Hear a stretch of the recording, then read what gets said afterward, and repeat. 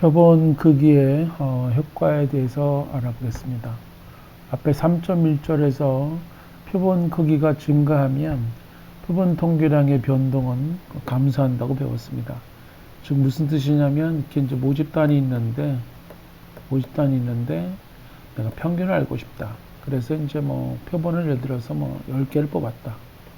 그래가지고 평균을 계산하지 않습니까?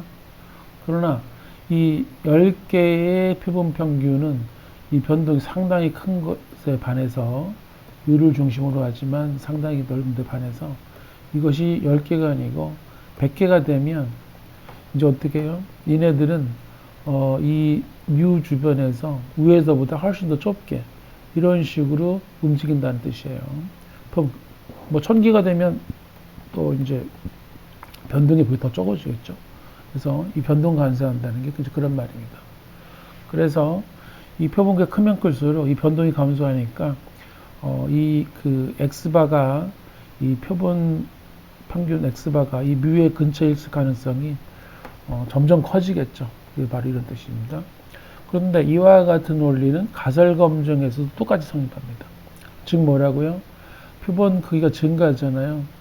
그러면은 영가설이 참일 때의 통계량의 변동도 감소한다. 우연히 발생하는 이것도 이제 알아볼 것입니다.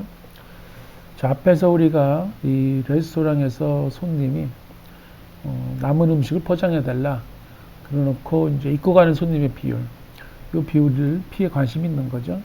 그런데 이 비율이 0.3보다 큰가? 아니면 그런 증거가 확실한 증거가 없는지 알아보는 경우에 통계량은 같아요. 즉 뭐라고?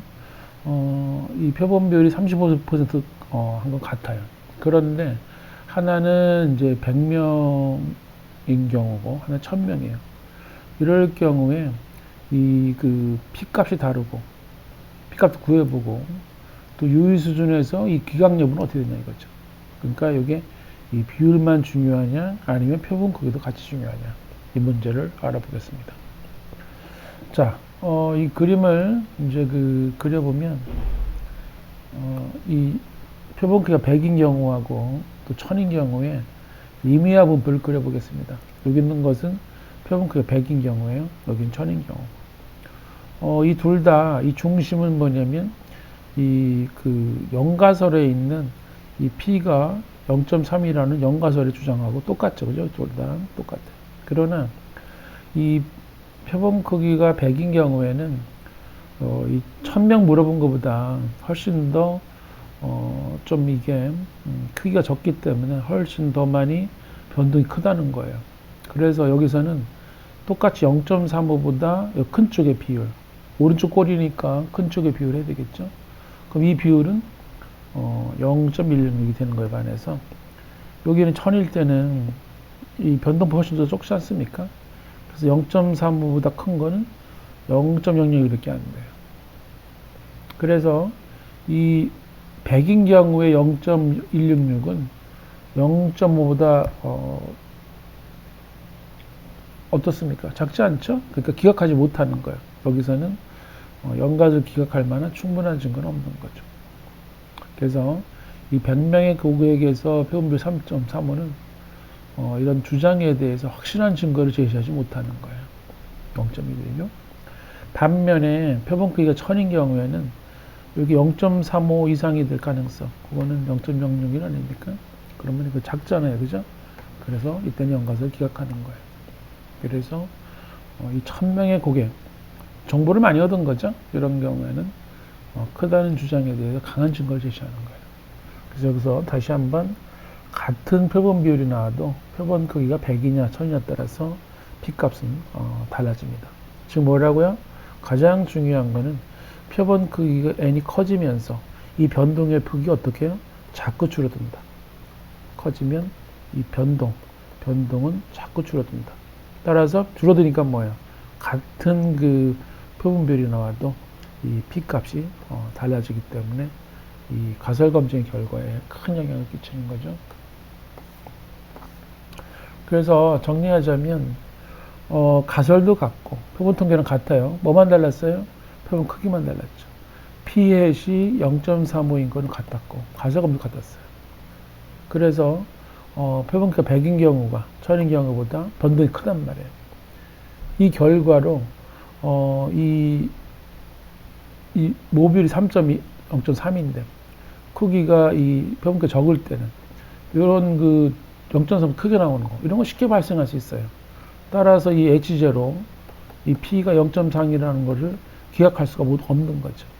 하지만 표본기가 1000이잖아요.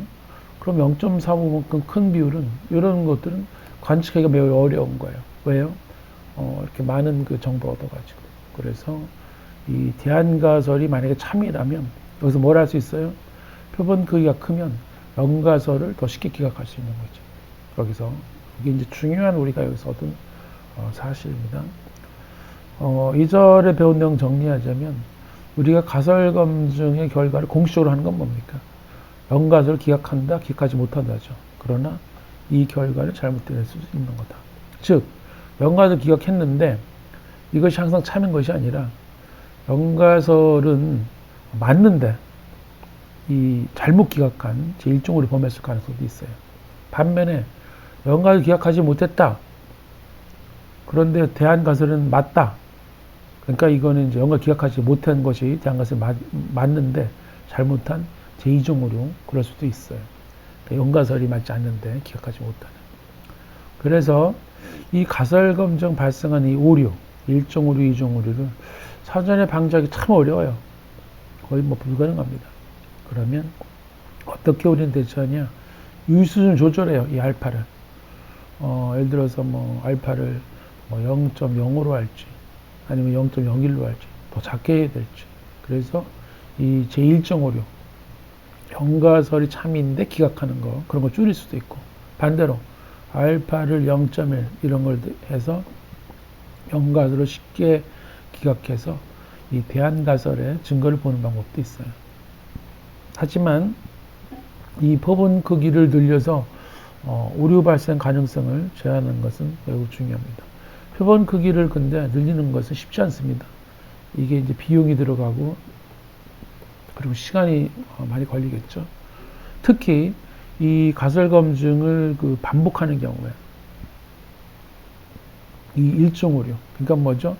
연가설이 참인데 이 잘못 기각하는 이런 것이 늘어납니다. 반면에 표본 크기가 작잖아요. 그럼 위에서 본 것처럼 어떻게 연가설을 작으면 기각을 잘 못하는, 즉 뭐예요? 얘기는 대안가설이 맞는데 연가설 기각하지 못하는 이런 것들이 발생합니다. 그래서 이 일종 오류가 발생했는지 아는 방법은 뭐예요? 뭐 그거 실험을 반복해 보는 겁니다. 이게 필수적인 거죠. 이번 그 통계적 추론 배운 거 정리하자면 명심해야 될 것은 그 신뢰 구간 만들었잖아요. 이게 항상 모습 포함하는 거 아니에요. 예를 들어서 뭐 95% 신뢰 구간이다. 그래서 항상 모습 포함하는 게 아니고 이런 걸 반복하면 100번 하면 5번 정도는 모습을 포함하지 않는다는 말이에요. 그럼 이번에 구한 것이 모습을 포함한다. 그런 거에 대해서는 확실하게 말할 수가 없어요. 반면에 가설 검증할 때 연가설이 맞아요. 그런데 연가설을 반박하는 통계적 유형 결과가 나올 수도 있죠. 그죠? 맞는데도. 이게 이제 제1종 오류죠. 이게 바로 제1종 오류. 그 다음에 연가설 기억하지 않았어요. 근데 이렇다고 연가설 참은 아니죠. 절대. 연가설 참이라는 말 절대 하면 안 돼요. 대안가설을 지지하는 뚜렷한 증거가 안 났다. 이렇게 말해야 합니다.